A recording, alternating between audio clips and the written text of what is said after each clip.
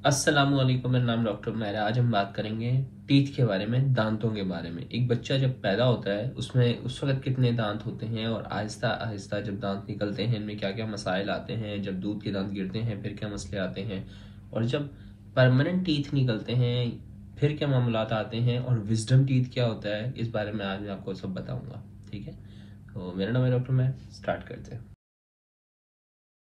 जब बेबी पैदा होता है उसके यूजुअली माउथ के अंदर कोई भी दांत नहीं होता, कोई भी टीथ नहीं होता। लेकिन जब बच्चा 1 महीने के करीब पहुंचता है तो उसके सामने के दांत निकलना स्टार्ट हो जाते हैं। ठीक है, ये सामने वाले। अब इसके साथ क्या होता है कि बाज़ औक़ात बच्चे को पेन होता है, क्योंकि जो दांत होता है वो मसूड़ों को काट के बाहर निकल रहा होता है, तो बच्चा अमूमन रो रहा होता है। तो इसके लिए अमूमन जो है ना बच्चों को पेन की दवाई देनी पड़ती है ताकि उनके दांत जल्दी निकले, ताकि उनका दर्द ना हो, क्योंकि बच्चे बहुत रोते हैं इस चीज़ पे ना, ये होता है। फिर आहिस्ता आहिस्ता आहिस्ता आहिस्ता करते करते बच्चों के तमाम दांत निकल आते हैं।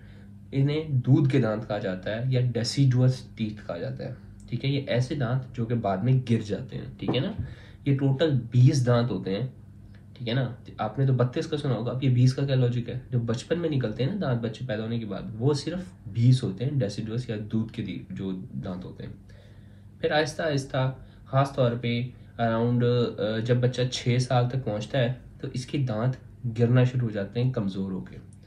अब बहुत सी बार ये होता है कि जो दांत होता है वो हिल हिल के, ठीक है ना, एक्सफोलिएशन के साथ ये जैसे निकल के गिरता है। बाज़ वक़्त क्या होता है, दांत टूटता है पहले, फिर उसके बाद आहिस्ता आहिस्ता आहिस्ता करके निकल जाता है। लेकिन जो भी हो, जो दूध के दांत होते हैं उन्होंने 6 से 7 साल की उम्र में निकल जाना है, गिर जाना है। आहिस्ता आहिस्ता ये गिरना शुरू होंगे और उनकी जगह नए दांत आना शुरू हो जाएंगे। अब ये जो दांत आएंगे ना 6-7 साल की उम्र में, ये कहलाते हैं परमानेंट टीथ, यानी कि ऐसे दांत जो कि हमेशा रहने वाले हैं। ठीक है ना, अब ये दांत इतने इंपॉर्टेंट हैं कि जब तक आपकी ज़िंदगी है ये आपके साथ चलेंगे। ये दांत दोबारा नहीं आते। ठीक है, अब यहाँ पे एक प्रॉब्लम आती है कि जो बच्चे होते हैं स्टार्टिंग में चॉकलेट वगैरह और बाहर की चीज़ें खाते रहते हैं, माँ बाप मना भी नहीं करते, तो अमूमन जो बच्चों के दूध के दांत होते हैं उनमें कीड़ा लगा हुआ होता है। ठीक है, तो उस वक्त उनको ये होता है कि यार ये तो दांत गिर ही जाएंगे और इसके बाद दूसरे दूसरे दांत आ जाएंगे।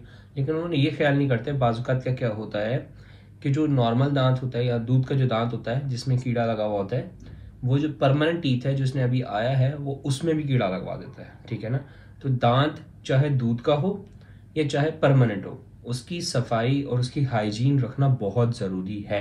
ठीक है ना, अगर आप नहीं रखेंगे तो आपके दूध के दांत भी खराब होंगे और उनके साथ साथ जो परमानेंट दांत आएंगे बच्चे के, वो भी खराब हो जाते हैं।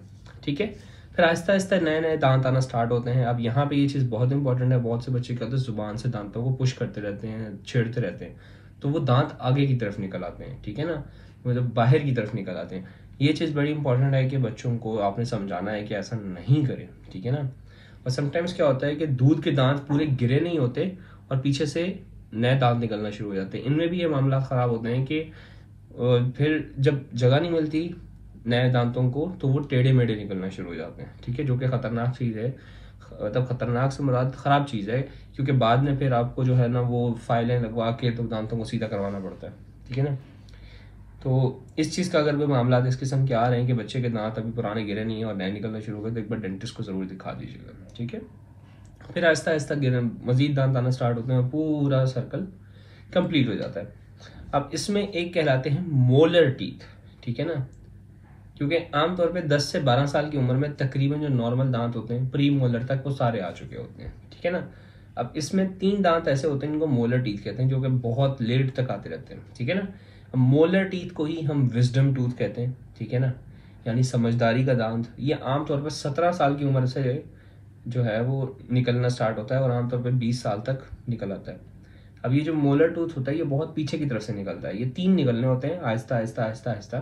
लेकिन जो पहला मोलर निकलता है जिसको हम विजडम कहते हैं, ठीक है, समझदारी का दांत, वो निकलना शुरू होता है 17 साल की उम्र के बाद, 17 साल से 20 साल के दरमियान। क्योंकि जब बच्चा जो है वो समझदार हो रहा होता है, ये इस टाइम निकल रहा होता है, तो इसलिए इसको विजडम टूथ कहा जाता है। इसके साथ मसला ये होता है कि जो इसके नीचे ना एक नस गुजर रही होती है, एक नर्व गुजरती है इस मोलर टूथ के। समटाइम्स क्या होता है कि ये मोलर टूथ उस नर्व को जाके तंग करता है। ठीक है, तो फिर बहुत प्रॉब्लम होती है कि आपको करंट की सेंसेशन जो है ना वो दांत के अंदर चलती हुई नजर आएगी। आपको महसूस होगा जैसे आप जब भी कोई चीज़ खाने की कोशिश करते हैं तो आपको करंट लग रहा है, ठीक है ना। तो ये फिर इस किस्म के अगर मामलात हों कि जो आपका नया टूथ निकल रहा है, जो मोलर या विजडम टूथ आ रहा है और वो नस को दबा रहा हो, तो फिर क्या किया जाता है, इनको निकाल दिया जाता है, ठीक है ना। और यही एक नॉर्मल पाथवे होता है। खैर ये दांत जो है ना वो फिर पूरी लाइफ टाइम आपके साथ रहते हैं, और इस तरीके से ये 32 दांत होते हैं। जो दूध के दांत होते हैं वो 20 होते हैं, ठीक है ना। एंड आई होप कि छोटा सा नॉलेज है आपको समझ में आया हो, आपको पसंद आई होगी वीडियो। अगर आई तो प्लीज़ लाइक कीजिएगा, चैनल को सब्सक्राइब कीजिएगा। और दैट्स ऑल, दिस डॉक्टर मैं साइनिंग ऑफ। अल्लाह हाफिज़।